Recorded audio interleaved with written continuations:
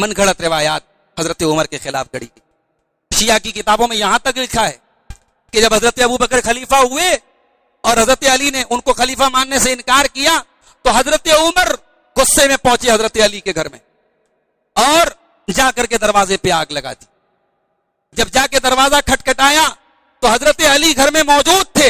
हजरत अली नहीं आए, अपनी बीवी हजरत फातिमा को भेजा। फातिमा दरवाजे पर गई, दरवाजे को हजरत उमर ने आग लगाया, दरवाजा हजरत फातिमा के पेट पे गिर गया और उनके पेट का बच्चा शहीद हो गया। हजरत उमर फारूक को एक एजाज और हासिल है, उन्होंने अल्लाह के नबी की एक हदीस सुनी थी कि दुनिया की हर रिश्तेदारी टूट जाएगी सिवाय नबी की रिश्तेदारी। तो नबी के खानदान से अपनी रिश्तेदारी जोड़ना वो चाहते थे। चुनांचे उन्होंने हजरत अली की एक बेटी उम्मे कुलसूम के लिए निकाह का पैगाम भेजा।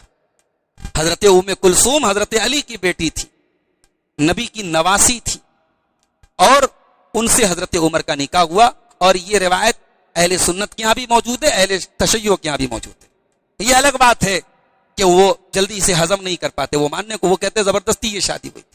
नऊज़ बिल्लाह सुम्मा नऊज़ बिल्लाह। हजरत अली रज़ी अल्लाह ताला अन्हु जैसा इंसान अपनी बेटी की शादी किसी से जबरदस्ती करेगा, दबाव में करेगा। बड़ी मनगढ़ंत रिवायात हजरत उमर के खिलाफ गढ़ी गई।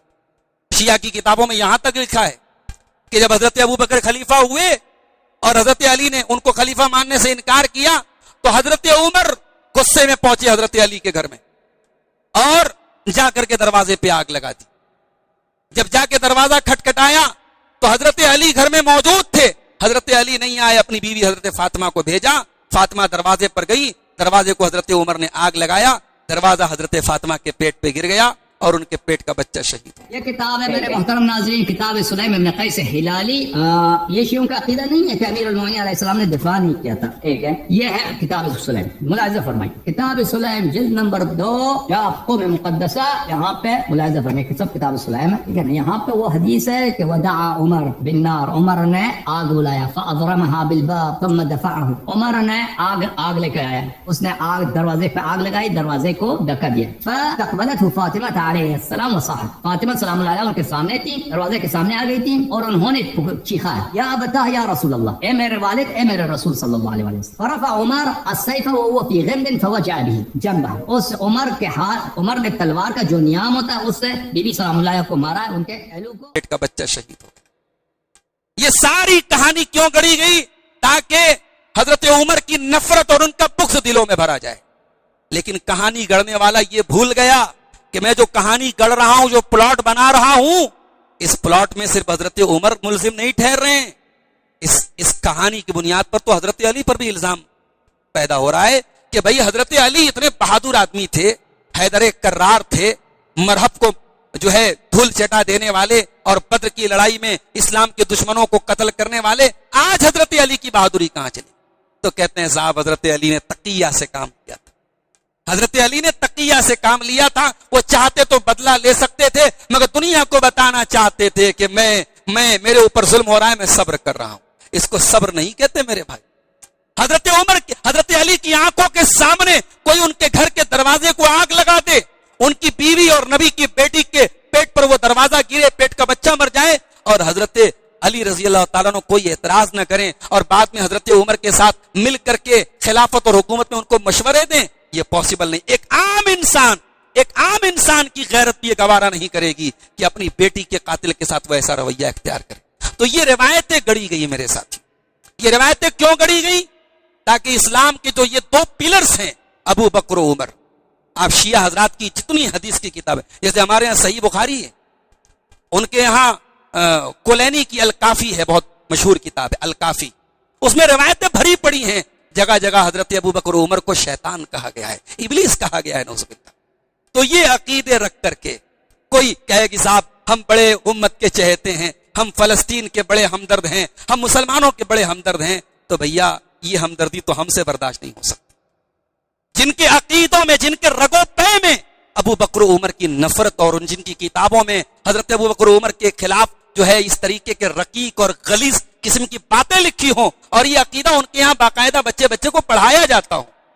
अभी मैं एक तकरीर में मैंने ईरान और इसराइल की जो भी जंग चल रही थी उस पर मैंने एक छोटी सी बात कही कि भाई इस जंग में बिला वजह कमेंट बाजी मत कीजिए, ईरान को बहुत बड़ा हीरो मत समझिए, اسرائیل نے جتنا ظلم فلسطین میں مسلمانوں پر کیا ہے اس سے کہیں زیادہ ظلم ایران کی نے سپورٹ کر کے سیریا میں مسلمانوں پر کیا۔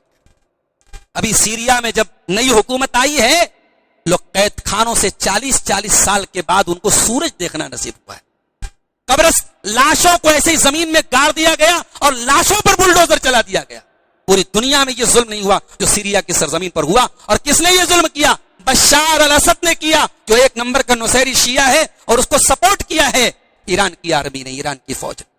اور آج صاحب ہمارے لوگ ایران کو بہت بڑا ہیرو مان رہے ہیں، تو ہمیں آنکھیں اور دل اور دماغ سب کھول کے رکھنا چاہیے۔ تو میں نے صرف اتنا کہا تھا کہ ایران کا اندھا سپورٹ مت کیجئے۔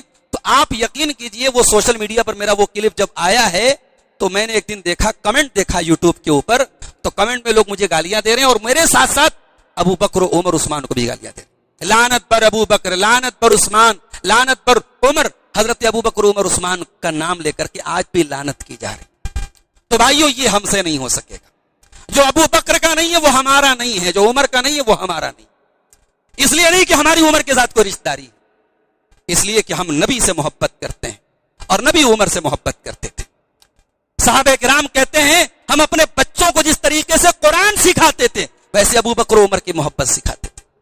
عبداللہ ابن عمر کہتے ہیں کہ نبی کے دور میں ہم نبی کے بعد اگر کسی کو درجہ دیتے تھے تو ابو بکر کو دیتے تھے، اور ابو بکر کے بعد کسی کو درجہ دیتے تو عمر کو دیتے تھے۔ ہم ابو بکر و عمر عثمان کے برابر کسی کو نہیں سمجھتے۔ آج صاحب لوگ گھما پھرا کے باتیں کر رہے ہیں۔ ایک صاحب کہنے لگے، پوچھا گیا کہ حضرت علی افضل ہیں کہ حضرت ابو بکر افضل ہیں؟ تو بولے دیکھو حضرت علی اہل بیت میں سے ہیں، حضرت علی کا کوئی کمپیریزن مت کرو، ان کا کوئی مقابلہ حضرت ابو بکر کے ساتھ نہیں، کیونکہ حضرت ابو بکر صرف صحابی ہیں، حضرت علی اہل بیت میں سے۔ یہی عقیدہ تو ابو بکر و عمر کو گالی دینے والوں کا بھی ہے۔ کبھی آپ نے ان کے منہ سے سنا؟ وہ ہمیشہ حضرت علی کا نام آتا ہے، امام علی بولتے ہیں، امام علی بولتے ہیں۔ ان کے مولویوں کا بیان موجود ہے کہ اس دنیا میں نبیوں کے بعد سب سے افضل اگر کسی کا مقام ہے، نبیوں کے بعد کیا، وہ آخری نبی کو چھوڑ کے باقی نبیوں سے بھی علی کو افضل مانتے ہیں۔ کہتے ہیں کہ آخری نبی کو چھوڑ کے باقی نبیوں سے بھی افضل کون ہے؟ علی ہیں۔ نعوذ باللہ، ہمارا یہ عقیدہ نہیں۔ ہم ابو بکر کو، عمر کو، عثمان کو، علی کو سب کو صحابی مانتے ہیں، معصوم نہیں مانتے۔ ہم کسی کو معصوم نہیں مانتے۔ معصوم اگر کسی کو مانتے ہیں اللہ کے رسولوں کو مانتے ہیں۔ صحابہ کرام معصوم نہیں، حضرت علی بھی معصوم، اور علی کو ہم چوتھے نمبر پہ مانتے ہیں، اور چوتھے نمبر پہ ماننے میں حضرت علی کی کوئی توہین نہیں۔ جب حضرت عمر کا انتقال ہوا تو حضرت عبداللہ ابن عباس کہتے ہیں ان کو غسل دیا جا رہا تھا، کفنایا جا رہا تھا، پیچھے سے کسی نے آ کے میرے کندھے پہ ہاتھ رکھا، کہا کہ اللہ کی قسم اگر کوئی انسان ایسا ہے کہ میں دنیا سے جب جاؤں تو یہ سوچ کے جاؤں کہ اس کے جیسا عمل لے کے جاؤں، تو اے عمر میں چاہتا ہوں کہ میں تیرے جیسا عمل لے کے جاؤں، کیونکہ میں نے جب بھی نبی کی زبان سے سنا ہے نبی فرمایا کرتے تھے ابو بکر آئے عمر آئے، ابو بکر گئے عمر گئے۔ نبی کی زبان سے تمہارا اور ابو بکر کا نام میں نے بہت سنا ہے۔ عبداللہ ابن عباس نے پیچھے پلٹ کے دیکھا تو علی بن ابی طالب کھڑے تھے۔ اے کہانیاں کرنے والوں، اے علی اور عمر میں دشمنی کی کہانیاں سنانے والوں، تمہاری کہانیاں فراڈ ہیں، تمہاری کہانیاں جھوٹ ہیں۔ یہاں عمر کے جنازے پر افسوس کر رہے ہیں حضرت علی رضی اللہ تعالیٰ۔ تو میرے ساتھیوں، حضرت عمر ابن خطاب آج جہاں جہاں بھی اسلام کا جھنڈا لہرا رہا ہے وہ علاقہ حضرت عمر کے احسان کے تلے دبائے، چاہے سیریا کی سرزمین ہو، چاہے فلسطین کی سرزمین ہو، چاہے کوفہ اور بصرہ اور عراق کی سرزمین ہو، چاہے مصر کی سرزمین ہو، یہ تمام علاقے حضرت عمر کے زمانے میں فتح ہوئے تھے۔ یہ جہاں جہاں اسلام کا جو نقشہ پھیلا ہوا ہے اور اسلام کا کلمہ جہاں جہاں بلند ہو رہا ہے اور لا الہ الا اللہ اور محمد رسول اللہ کی صدائیں بلند ہو رہی ہیں، حضرت عمر کے احسان تلے یہ پوری دنیا اسلام دبی ہوئی ہے۔ میرے پیارے ساتھی، اللہ کی رحمت نازل ہو حضرت عمر پر۔ انشاءاللہ ہم اگلے درس میں حضرت عمر کے بعد جو تیسرے خلیفہ ہوئے تھے حضرت عثمان غنی، ان کی سیرت اور ان کی زندگی اور ان کے حالات پر آپ کے سامنے کچھ باتیں رکھیں گے۔ اللہ تعالیٰ سے دعا ہے رب العالمین ہمیں حضرت عمر فاروق اور دیگر تمام صحابہ کرام سے سچی محبت کرنے کی توفیق عطا فرما۔ الہ العالمین جن کے دلوں میں صحابہ کرام کے خلاف بغض ہے، یا تو اے اللہ تعالیٰ ان کو ہدایت عطا فرما دے یا ان کو ان کے انجام تک پہنچا دے۔ الہ العالمین ہمیں توفیق دے کہ اپنے بچوں کو، اپنے گھر والوں کو، اپنی آنے والی نسلوں کو صحابہ کرام اور اہل بیت کی محبت پر ہم پروان چڑھائیں۔ میرے بھائیوں، اپنے بچوں کو ابو بکر و عمر کی محبت سکھاؤ، اپنے بچوں کو غیرت سکھاؤ کہ آپ کے بچوں کے سامنے کوئی ابو بکر و عمر کو برا کہے تو آپ کے بچے کو طیش آ جائے. ارے ہماری ماں کو کوئی برا کہہ دے, ہمارے باپ کو کوئی برا کہہ دے, ہماری غیرت جاگ جاتی ہے. تو جیسے ہماری اپنی باپ اور اپنی ماں کے لیے غیرت جاگ جاتی ہے, اس سے کہیں زیادہ ایمانی غیرت نبی کے صحابہ کے لیے ہونی چاہیے. نبی کے صحابہ کو جو برا بھلا کہے یا ان سے نفرت کرے, اس کے لیے ہمارے دل میں کوئی سافٹ کارنر نہیں ہونا چاہیے. یہی تربیت اپنے بچوں کی کیجیے. اللہ تعالی ہم سب کو اس کی توفیق عطا فرمائے. آمین. وآخر دعوانا الحمدللہ رب العالمین. والسلام علیکم ورحمۃ اللہ.